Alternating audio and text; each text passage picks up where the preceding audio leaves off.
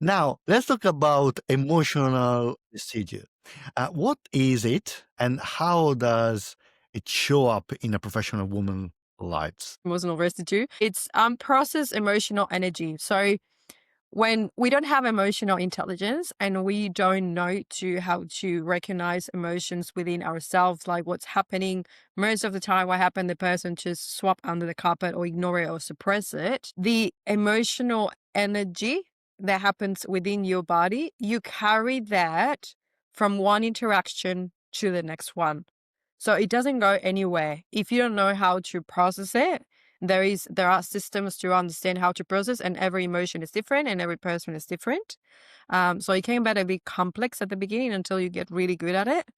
It builds how this looks in the workplace. We're talking about workplace in this case. It builds when meetings, for example, end without a closure, or you're having a conversation with the colleague and you just have a conversation with your boss, and unfortunately that conversation didn't end up really well and you didn't know what to do and how to process what happened to you or how to address what happened in a better, more healthy way. So you carry that with you, and then that splits up in your team and impacts your team, for example. Or very common, conflict is avoided instead of address it. This happens when you don't know how to emotionally process, and because it looks too scary. This goes really fast. Is how your nervous system and your mind works with connection with your body. You feel so unsafe within yourself. That's happened when you don't develop emotional intelligence. Emotions feel scary.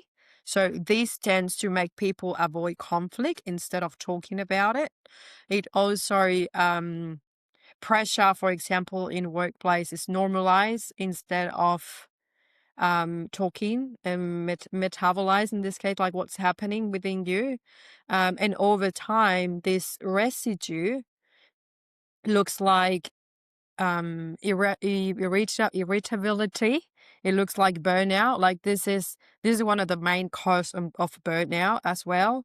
It looks like mental fatigue, insomnia, micromanagement, loss of trust, emotional distance, because people don't know how to talk, so they don't feel safe. They just avoid conflict. They don't talk about it, and then that causes distance um between colleagues. So the team, what happens is when you talk about a team, when you see organization, a company, they don't break because of a big event. Is the error through unresolved emotional micro moments that led to the breakup. And I think you can also relate that with couples. It's not just one thing that happened.